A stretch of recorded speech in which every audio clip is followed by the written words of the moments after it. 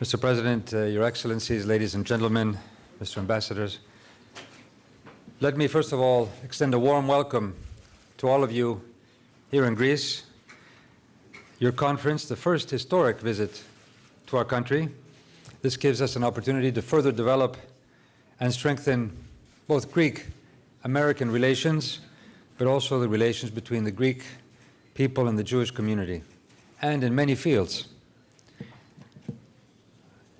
I know you've heard a lot from the various ministers about what we've been doing over the past year, 15 months as a government, specific measures and reforms in order to restore both fiscal health and reboot our economy. So I won't spend too much time on the specifics of our reform agenda. But I will say that in the past year, we have pulled Greece back from the brink of bankruptcy. But deficits and debts were only the symptoms of a number of deeper problems which we had to tackle. So we are making drastic changes in this country, and changes that already have had dramatic impact and positive impact, as well as reducing the deficit by an unprecedented 6% of GDP last year. We launched a series of sweeping structural reforms designed to make Greek economy viable, competitive, and forward-looking.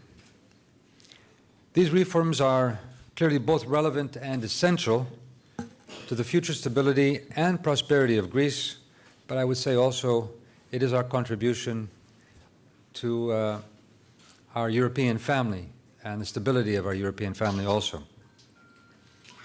We've all learned that in the past year,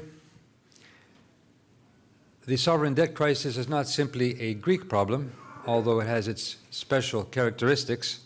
It's a problem shared by many countries heavily indebted around the world. And Europe, I think it's heartening to know that Europe is making decisions, leading in reforming its financial governance, its system, its coordination, in order to deal with this problem. So I'm confident we can and will overcome this crisis that has touched also the core of our European family, the Eurozone. Indeed, I believe we'll come out ahead of many countries that have lagged behind in making similar reforms. I'd just like to say a few words about the comprehensive package that we're working on in the European Union to make Europe stable, strong, and competitive. It is a comprehensive package of policies to ensure that the European economies are viable, are transparent, are competitive, but also socially cohesive. This package, I believe, will entail, or should entail, three main elements which we are now debating at the European level. First of all, each member state, like Greece, must put their house in order with fiscal consolidation, transparent governance, reforms that help our competitiveness. But at the same time, we've created a mechanism in the European Union, a fund. It's called the EFSF. These are some of the Euro speak. I won't bother you with that. The European Stabilization Mechanism in the future, which I believe will become an effective manager of issues such as debt issues, the bond markets, which we need to deal with in a common way because we have a common market and a common currency.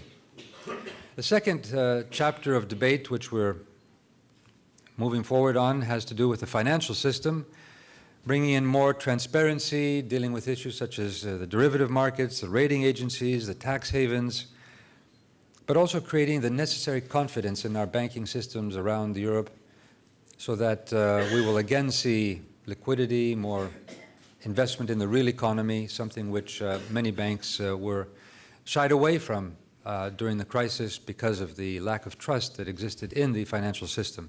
So we want to bring back, and we're doing so in many ways, the confidence in our financial system and the banking system. And thirdly, making Europe grow, more competitive, more cohesive. Many different countries with different traditions, but great capabilities.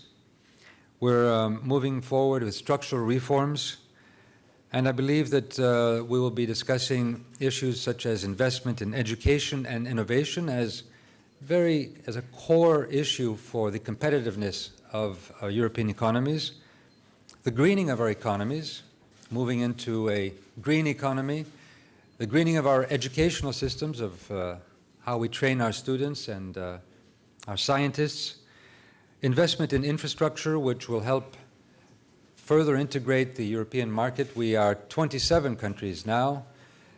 Central and Eastern Europe, Southern Europe still need further integration with investment in transportation, communication, broadband, energy grids, pipelines. These are things which much of this will be funded through big investments, through Eurobonds, big projects through the European Investment Bank, but will create a much stronger and more integrated market. I think this is also very important because we see that this market expands, of course, to the Mediterranean, our cooperation with countries in the Mediterranean, and certainly we would like to see how we will further integrate Israel into this European market, which I think is vital, not only for Israel's economy, but also for its strategic security.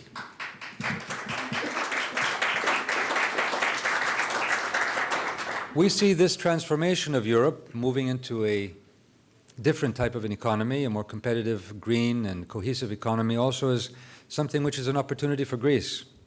What it means for us is that we're moving into quality products, whether it's agriculture, tourism, energy, shipping, services, or industry, education, or culture. Quality is the word, value for quality, and that will be key and is key in all the things we are doing. So I'm proud that Greece has already exceeded expectations in many areas and how much we can achieve in a single year, but we still have a long road ahead.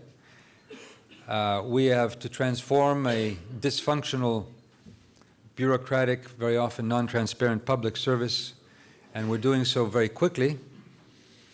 But there is a growing realization, despite the problems among the Greek public, that while these changes might be painful at first, and you're seeing some of the change, the pains of change in the streets of Greece. That's a very democratic way of the way we express the sense of pain that comes with change.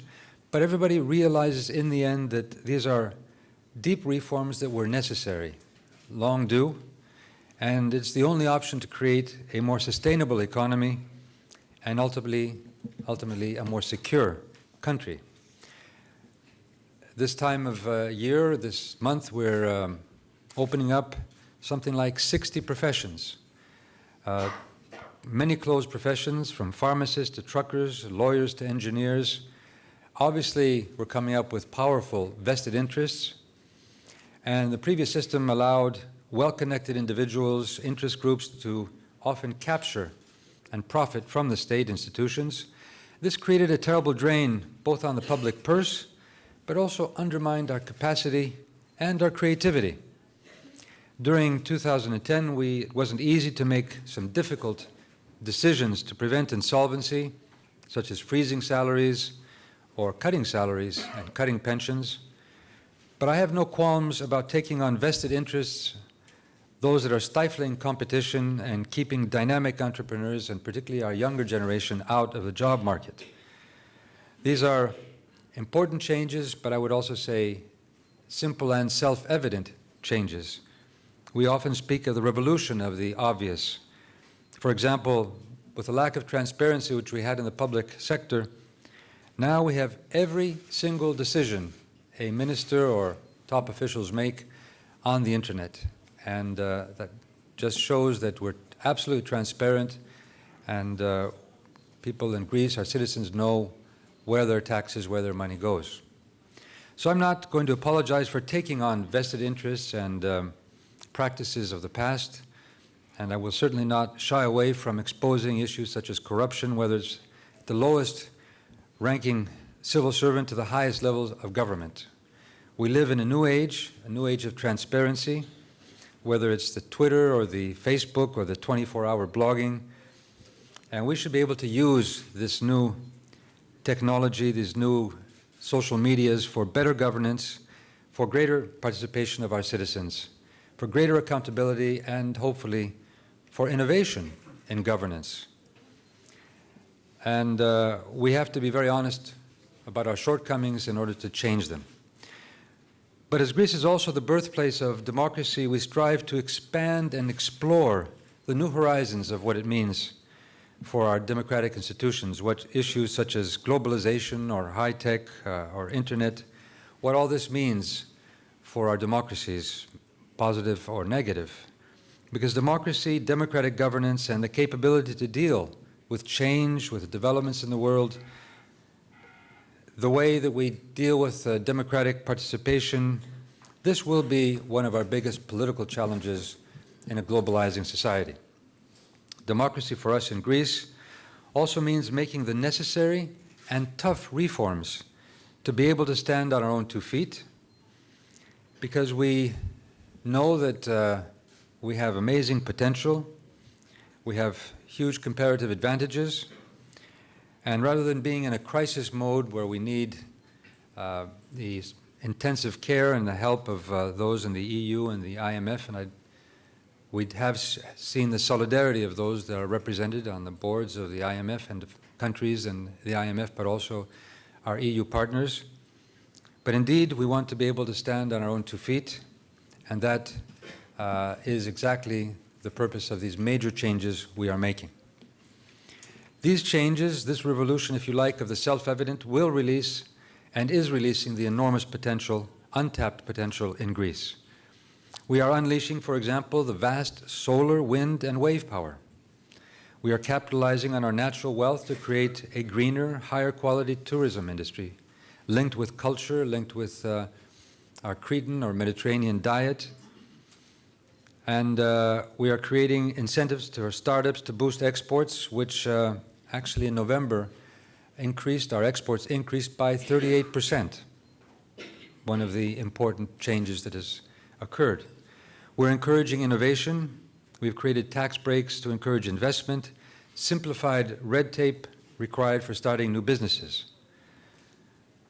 But these last but not least, of course, as far as our potential is concerned, is the great human potential of Hellenism in Greece and around the world. And many of you know, of course, the Greek diaspora. You work with Greeks in the United States and around the world, and you know their potential and their entrepreneurial spirit. And in this effort, we are forging ever closer partnership with Israel, following Benjamin Netanyahu's, Prime Minister of Israel's first visit, first by an Israeli Prime Minister visit to Greece only a few months ago. We have been opening up chapters for cooperation in areas of tourism, agriculture, high-tech, security. These are just some of the areas of cooperation. And just to show that there is already very positive results, we have a 200% rise in Israelis visiting Greece. And in the next few months, I think this will be early April, we will have our first bilateral cabinet meeting, which will be convened this spring in Israel, to discuss further joint ventures in energy and agrotechnology.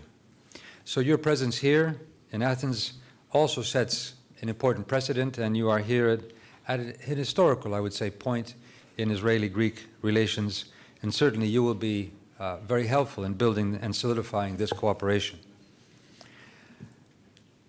We also have, of course, the developments in our wider region. I'd like to say a few words on that because I think it's of concern to all of us. These developments, the developments in Egypt, are a source of mixed emotions, if you like. Hope for a democratic Egypt and a more widely even a democratic Arab world. Amazement at the hidden willpower and tenacity of the Egyptian people that has exploded into a basically peaceful revolution, but also concern. Where will this lead if it's not managed politically in a bold, mature, representative, and peaceful manner? Greece, of course, is a close neighbor to Egypt. We have long-standing traditional relations with Egypt and the Egyptian people. We still have a sizable Greek community in Alexandria. The Patriarch of Alexandria is an important symbol for orthodoxy in Africa. And our shipping industry, of course, is closely tied to developments in the Suez Canal. But in a more global sense, the developments in Egypt will determine very much the future of our region in one way or another. That is why I have been in close contact with all leadership of both the government, the regime, and the opposition. And this is not because we want to meddle in internal affairs, but their future is our future also. So I've been very clear that we need to avoid extremism and violence. Certainly a clash between the army and the opposition would have very negative consequences. It could end up either with greater repression, violence, and fundamentalism, or it could end up with a new regime which would be more extreme and fanatic. That's why it is necessary today to have a genuine transition, one which is also representative and one which moves towards democratic institutions. Democracy, of course, has many building blocks, so this will be a process which needs care, help, and understanding, and perseverance. And here Europe has a huge experience. Enlargement, as we call it in the European Union, enlargement by becoming, we were the 12th member, then became 15, soon 25, and now 27, and soon maybe more. Enlargement, however, is not a geographical process. It is a process of institution building, democratizing countries, and bringing them in to the European Union. Greece, Spain, and Portugal, before they became members, were under dictatorships, and Europe was a democratizing process. The same with Central and Eastern Europe. So I think that Europe has a huge now experience in institution building for democratic societies. And this is where we can play a role, Greece can play a role in the region, but also Europe can play a role in helping in these transitions in the Mediterranean particularly. I think there's another hopeful sign which is important to note. Democracy is not linked to one religious tradition. It seems, and this is the voice of many in the streets of Egypt, but also Tunisia, it has become an ecumenical demand. A system that respects values, human rights, women's rights, participation. This is what democracy means, and this, of course, transcends religions. That, I think, is a hopeful sign. One more point on the region, having to do with the Palestinian issue. I think the developments in the region show even more, and I believe this very deeply, that it is in Israel's strategic interest and Israel's security interest to create a stable, viable neighbor, a Palestinian state. This will, I believe, help Israel in its security, but also in integrating Israel into a wider Middle East and certainly into the European market. Working on this is very important, and Greece can play an important role. I've talked about this in my meetings with your Prime Minister, the Prime Minister of Israel, and of course your Foreign Minister and President in the United States, Secretary of State Hillary Clinton, and President Barack Obama. Greece in this region can play a role, as we have close relations with the Arab world, but also very close ties with Israel. We want to see the development of peace and cooperation in the region, and we will be working in this area closely with you. As events unfold in the Middle East and North Africa, in the Eastern Mediterranean, Greece's geostrategic position is important to regional stability. I want to reassure you that Greece will continue to be an honest broker, an honest mediator under my leadership, and we will work closely with you and use our ties with the Arab world to promoting peace. We are also, of course, working hard to overcome historical problems and differences with our neighbor Turkey, and we believe that this is in the interest of Turkey and, of course, of Europe in integrating Turkey into the European Union. So the changes that have taken place in Greece over the past year show that we have a political will both on the domestic front, but also in the region to help move forward the issues of peace and cooperation. And we are overcoming many negative stereotypes about Greece by showing our tenacity and our will for change, for our prosperity and for security. And of course, the Jewish community knows very well what prejudice and stereotypes mean and the fight that one needs to make to overcome them. And I have always been one to fight stereotypes and prejudice wherever it exists.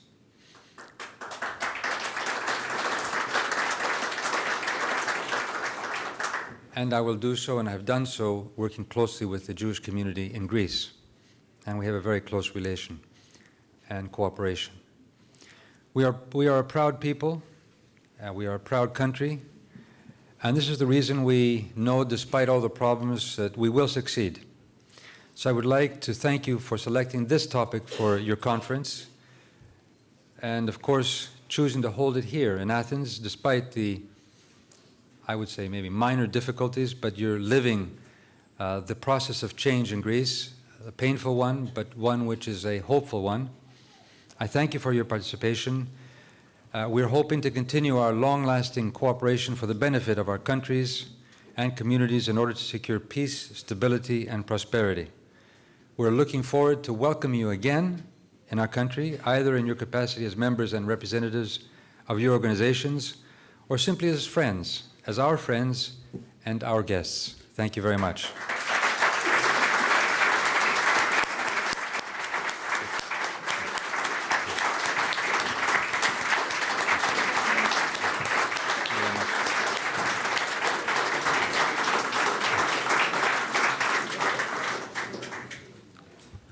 Mr. Prime Minister, it's a delight to be able to be here with you in beautiful Athens. When you and I met in New York last September, there were a few less people present, and our discussions were a bit more private than they are today.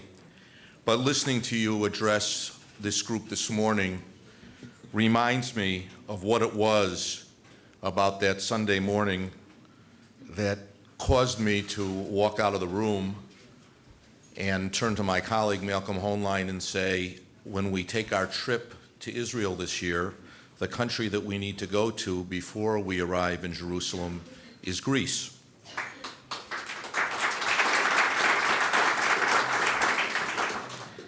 And I think the reason that we reached that conclusion was because we recognized not only that there were significant improvements in the relationship between Israel and Greece, and not only because you were sensitive and thoughtful about the relationship between Greece and the United States of America, but also because Greece was on the cutting edge of what was happening in Europe and in the greater world in terms of what needed to be done to face down the worldwide financial crisis, and that you personally and your government under your leadership was also on the front leading edge of that type of reform. And we thought it would be valuable for our group to spend time with you to see what was being done here as an example for the broader world.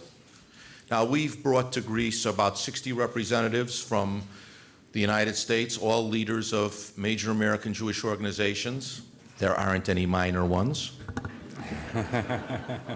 We also have leaders from the European Council on Jewry, and we have members of the Eurasian Jewish Congress as well with us. And our objective as we come here to Greece, and as we spent the last several days, we're about halfway into our time here, is to learn and to listen and to deepen our understanding of what can be done to enhance the relationship between Greece and the Jewish people and Greece and the United States of America. And then we'll go next week to Israel, as I mentioned, for a very similar conference to the one we're having this week, with leaders and journalists and members of think tanks in Israel and common everyday citizens. And then we'll return to our home in the United States. And throughout Europe and back to the former Soviet Union. We'll have the opportunity to talk to our friends and our government there about what we observed in Greece and how we can build upon what is being done and what you've described to us.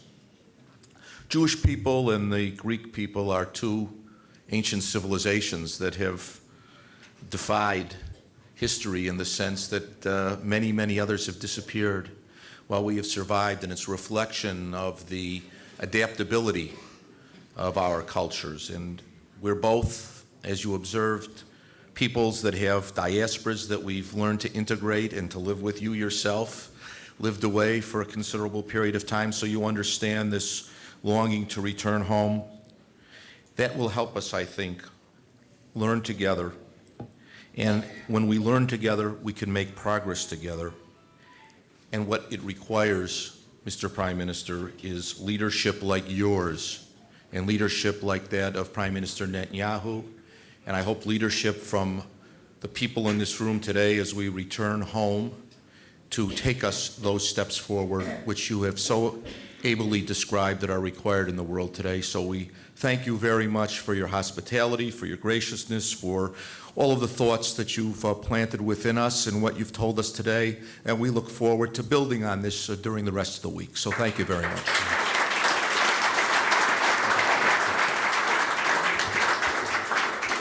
Now, the Prime Minister has graciously agreed to take a few questions, two to be precise, and I've ungraciously decided to ask the first. Sometimes it's good to be the chair. Other times, not so good. You talked about the situation in Egypt, which, of course, is on all of our minds, and very well aware of Greece's relationship in the region generally, and I'm particularly interested in Greece's role in the European Union in this regard. And the question is, what can Greece do to encourage the European Union? What will Greece do to encourage the European Union to take a stand which will cause the new Egyptian government, whatever it may be, as it unfolds, to maintain and even strengthen its peace treaty with Israel? Our view, of course, is that that peace treaty has not only been good for Israel to keep the border quiet, but it's been of great value to the people of Egypt as well, who have not had any confrontations with Israel during that time. And it's also been of enormous strategic value to the United States and to the European Union as a whole. So I'd like to ask if you'll be able to take a leadership role in seeing to it that Europe emphasizes the importance of that to the emerging leadership in Egypt. Well, thank you, Mr. Chairman, for your kind words, first of all. And concerning the question around Egypt, obviously what I said is we would like to see a smooth democratic transition. That is not something that one can guarantee, but we can do all that is necessary to make sure that it has high probability. Obviously, and we discussed this in the European Union only a few days ago, we discussed Egypt and the developments in the Middle East, and all, of course, believe that whatever the developments, countries that have made commitments to international agreements, peace agreements, must stand by these agreements and certainly not renege on them. This, of course, I think is a pillar in the philosophy of the European Union, which is based on respect of international law and respect of good neighborliness, respect of international treaties. So this will be key in the European Union for its relationship with Egypt, not only today, but also in the future. And I'm certain that in all the meetings that will come to fruition as this hopefully comes into a more normal transition, this will be a point which will be key for the Egyptian government and whoever is in the Egyptian government. So you can be assured that this will be a major point on the European agenda, as of course Europe does want to see, and we're talking about the neighborhood of Europe, does want to see peaceful development and the development of peace in the region and obviously the settlement of issues so that Israel does feel secure and the states in the region also abide by international law and respect Israel's security. This is something which we're working for, and Greece can play an important role as we are in the neighborhood. We are one of the closest, Cyprus is another one, countries in this region, and know this region not simply theoretically, but live with peoples of the region over the many centuries, as you have said. We have been in close contact, our peoples, so we understand psychology very often, some of the problems and some of the issues and the difficulties, of course, in the region, which sometimes others further away in other cultures have more difficulty in understanding. I would say what is positive, of course, is that even if you talk to the opposition, you see that there is a strong support for maintaining the peace agreements that have been signed between Egypt and Israel. And as you said, it has not been only in the interest of Israel, it has been in the interest of Egypt itself. So I believe that you can be rest assured that Europe will be supporting the maintenance of this basic agreement, which is so important for the security of all of us in this region. Thank you. One other question. This is my favorite part that's not so easy. Mr. Mariashin, please. Mr. Prime Minister, I also want to add my appreciation for what you and Prime Minister Netanyahu have been doing to strengthen and to build the relationship between Greece and Israel. You should also know, I think you do, that there is a concomitant increase of activity and a number of meetings that have already taken place between the Greek and Jewish diasporas, particularly in the United States. And I see that as a relationship that will also grow. When we met in September in New York, when you came for the opening of the General Assembly, I asked a question at that time, or made a comment at that time, about something that you have been doing now for a number of years, which we also deeply appreciate. And in fact, when Deputy Minister Dolas talked about at least three things that relate to the Jewish agenda that you have been engaged in, there is a fourth, and for the benefit of my colleagues, I would like to raise it. And really mine is more a comment than it is a question.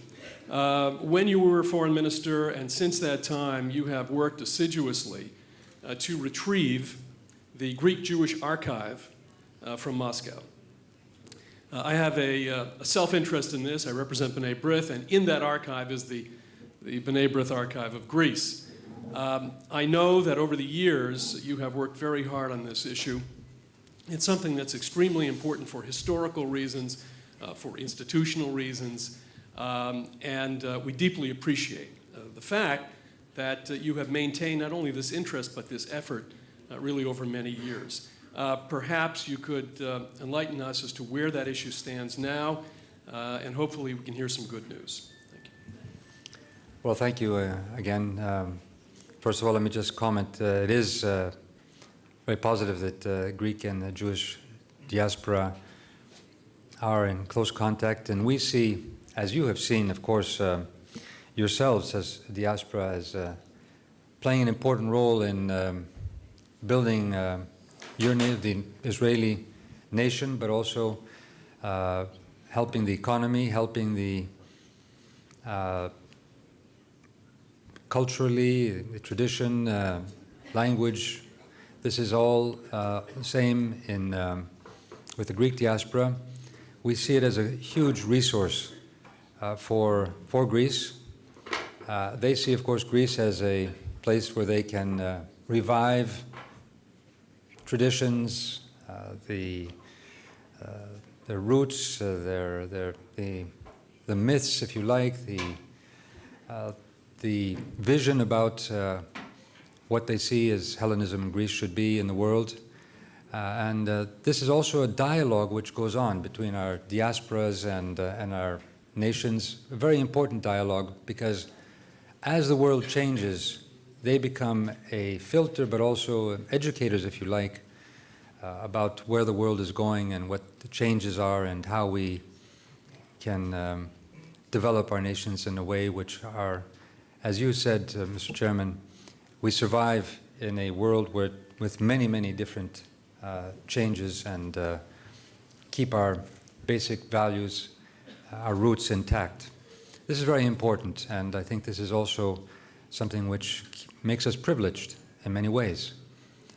I have, over the years, as Dimitris Doulis has said, been very much in favor of doing whatever necessary to help the Jewish community here, but also the historical wounds that were left with the Nazis, that Nazi occupation in Greece, and where we lost an amazing dynamism by losing a huge part of the Jewish community, particularly the one in Thessaloniki. And I can say that we also now have a new mayor in Thessaloniki who is very much in favor of reviving many of the traditions and the links with the Jewish community and, of course, with not only in Greece but throughout the world. And there are many issues that still remain to be dealt with. And my friend here, we've worked together in the Ministry of Foreign Affairs in the past concerning the archives. I had a recent visit to Russia, and this is the one issue that you mentioned. I did mention it both to President Medvedev, Prime Minister Putin. We are working on a swap, if you like. It may not be the best of words.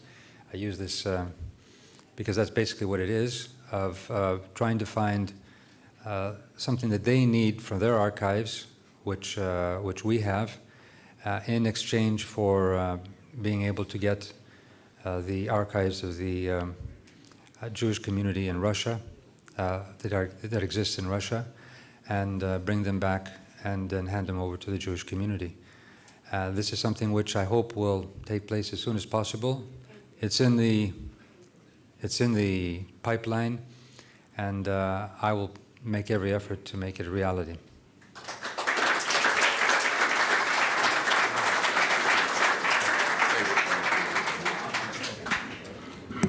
Mr. Prime Minister, it's very difficult to express with anything material the deep appreciation that we have to you and your government for your hospitality this week, but not only the leaders of your government, but to the Greek people who have treated us so courteously and generously. And in particular, I want to recognize the members of the Greek Jewish community who have really gone above and beyond the call of duty in making this a wonderful visit for us, and they're a tremendous asset to your country. I know that you know that, and we're delighted to have been able to spend the time with them this week and with members of your government to build a relationship that we know will be one that will sustain itself for many years to come and will bring all of us many accomplishments. On behalf of the Conference of Presidents, we want to just give you this small token of our appreciation, which is this beautiful tea box that has on the face of it a silver depiction of Jerusalem, the eternal capital of the Jewish people, the place of great importance to many of the world's religions, which people have the opportunity to worship in freely under the governance of the State of Israel. And we ask you to hold on to this as a memory of today's engagement, and for our wonderful week here in Greece. It expresses our thanks. Thank you very much, sir. Thank you very much.